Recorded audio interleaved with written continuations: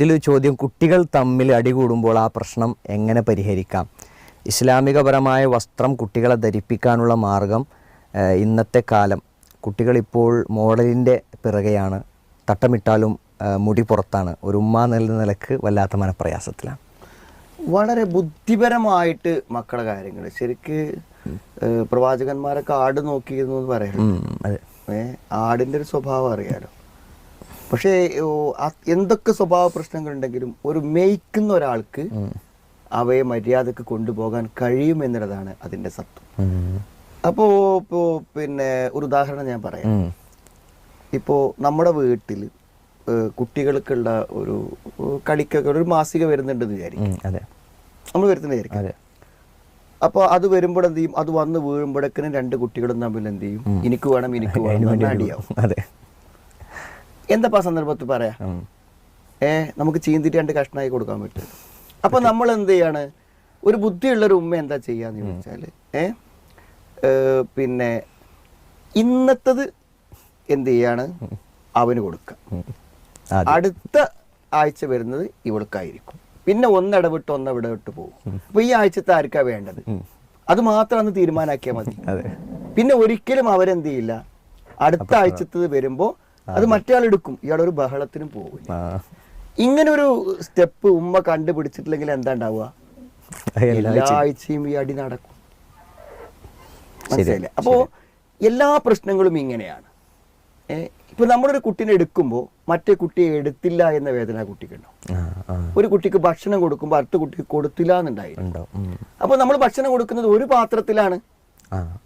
രണ്ടുപേരെയും ഒന്നിച്ച് ചേർത്തിട്ട് എന്ത് ചെയ്യും? ഒരു പാത്രത്തിൽ കൊടുക്കും. ഒരു പാത്രത്തിന് രണ്ടാളും കഴിച്ചാൽ പ്രശ്നമില്ല. നമ്മൾ വാരി കൊടുക്കുകയാണെങ്കിൽ രണ്ടാളെ അപ്പുറത്ത് നമ്മൾ ചെയ്യും. ഉമ്മയുടെ ബുദ്ധിയാണ് ഇതിന്റെ പിന്നിലെല്ലാം ഉള്ള കാര്യം. മനസ്സിലായില്ലേ? ഇപ്പോൾ സത്യത്തിൽ നമ്മുടെ പെരുമാറ്റങ്ങളിൽ ഇങ്ങനെ ഒരു കാര്യം നമ്മൾ ശ്രദ്ധിക്കുന്നേ ഇല്ല. ഇപ്പോൾ ഒരു സ്കൂളിൽ പോകേണ്ട, ഒരു പ്രീ സ്കൂളിൽ പോകേണ്ട ഒരു കുട്ടിയെ എങ്ങനെ രാവിലെ വിളിക്കുക? നമ്മൾ പരമാവധി എന്ത് ചെയ്യും? അവനെ ഉറങ്ങിക്കോട്ടെ വിചാരിച്ച് ലേറ്റ് ആക്കും.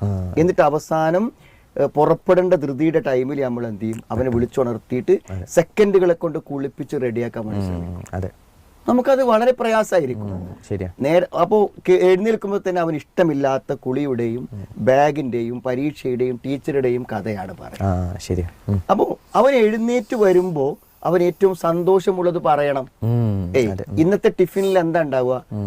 ഇന്ന് നല്ല പഴംപൊരിയാണ് ഞാൻ നിനക്ക് വെച്ചിരിക്കുന്നത്, അല്ലെങ്കിൽ അവന് ഇഷ്ടമുള്ള ഒരു സാധനമാണ് എന്ന് പറഞ്ഞിട്ടാണ് എഴുന്നേൽക്കുന്നത്. കുളിയെ കുറിച്ചല്ല പറയണത്, ബ്രഷിങ്ങിനെ കുറിച്ചല്ല പറയണത്, ഹോംവർക്കിനെ കുറിച്ചല്ല പറയണത്. അപ്പൊ സത്യത്തിൽ എന്താണ്? ഒരു മനഃശാസ്ത്രപരമായി കുട്ടികളെ കാര്യങ്ങളെ സമീപിക്കുന്നില്ല എന്നുള്ളതാണ് ഏറ്റവും പ്രധാനം.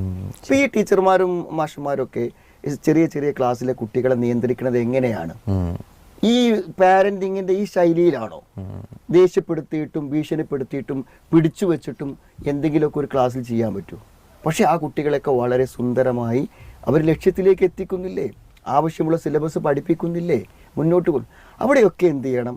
നമ്മുടെ യുക്തിയും നമ്മുടെ ബുദ്ധിയും എന്ത് ചെയ്യണം? പ്രവർത്തിക്കണം. സത്യം പറയുകയാണെങ്കിൽ ഈ കുട്ടികളുടെ സ്വഭാവ മാറ്റങ്ങളിലും മറ്റെല്ലാ കാര്യങ്ങളെയും നമുക്ക് ഇങ്ങനെ ക്രമീകരിക്കാൻ പറ്റും. എന്താണ് ശരി, എന്താണ് തെറ്റ് എന്ന് നമുക്ക് അവരെ പറഞ്ഞ് ബോധ്യപ്പെടുത്തി കൊടുത്താൽ അതെന്ത് ചെയ്യും? അവരുടെ ജീവിതത്തെ എക്കാലത്തും അതെന്ത് ചെയ്യും? പക്ഷെ നമ്മൾ എന്ത് ചെയ്യുന്നില്ല? ഒരു കുട്ടി ഒരു വേണ്ടാവൃത്തിയിലേക്ക് പോകുമ്പോഴാണ്. ഇപ്പോൾ കുട്ടീൻ്റെ വസ്ത്രധാരണത്തെ കുറിച്ച് എന്തോന്ന് പറഞ്ഞു, അവർക്ക് പിന്നെ സൗന്ദര്യവർദ്ധക വസ്തുക്കൾ ഉപയോഗിക്കുന്നു, അല്ലെങ്കിൽ ഡ്രസ്സ് ചെയ്യുമ്പോൾ പിന്നെ മുടി പുറത്താവുന്നു എന്നൊക്കെ പറയുമ്പോൾ നമ്മൾ അടിച്ചു നോക്കും. നിങ്ങൾ ഒരു 3 വയസ്സിലോ 4 വയസ്സിലോ നമ്മൾ വളരെ നല്ലൊരു കളർ മഫ്ത വാങ്ങി ഇട്ട് കൊടുത്താൽ അതിൻ്റെ ഒരു സൗന്ദര്യമൊക്കെ ആസ്വദിച്ച് അനുഭവിച്ച് നമ്മൾ അതിനു വേണ്ടി പ്രോത്സാഹിപ്പിച്ചാൽ അവൾ കുറച്ച് മുടി കണ്ടാലും പ്രശ്നമില്ല, ആ സമയത്ത് അങ്ങനെ വരട്ടെ. പക്ഷെ പിന്നെ ഒരു സമയം എത്തുമ്പോൾ നമുക്ക് എന്ത് ചെയ്യാൻ പറ്റും? അത് വളരെ സുന്ദരമായിട്ട് അത് ഉപയോഗിക്കാൻ പറ്റും. പിന്നെ എങ്ങനെയാന്ന് വെച്ചാൽ വീട്ടില് എല്ലാ ആളുകളും നല്ല മഫ്തിയും പർദ്ദയൊക്കെ ഇട്ട് പോകുന്ന ഒരു വീട്ടിൽ നിന്ന് ഒരു കുട്ടിക്ക് എന്ത് ചെയ്യാൻ പറ്റൂല? അതല്ലാത്തൊരു വസ്ത്രം ഇട്ട് പോകാൻ കഴിയൂല. അപ്പൊ ഇത് നമ്മൾ ബോധപൂർവം നമ്മൾ അത് എന്ത് ചെയ്യണം? ഉണ്ടാക്കണം. അപ്പോൾ ഏത് സമയത്തും ആ കുട്ടി അതിൻ്റെ അച്ചടക്കത്തിൽ പോകും. അപ്പോൾ ഒരു വീട്ടിൽ നിന്ന് നമ്മൾ വളരെ ബുദ്ധിപരമായും യുക്തിപരമായും അവരെ എന്ത് ചെയ്യണം? അവരുടെ പ്രശ്നങ്ങളും പിന്നെ അടിപിടികളും ഒഴിവാക്കാനുള്ള ചില തന്ത്രങ്ങൾ നമ്മൾ കണ്ടെത്തണം.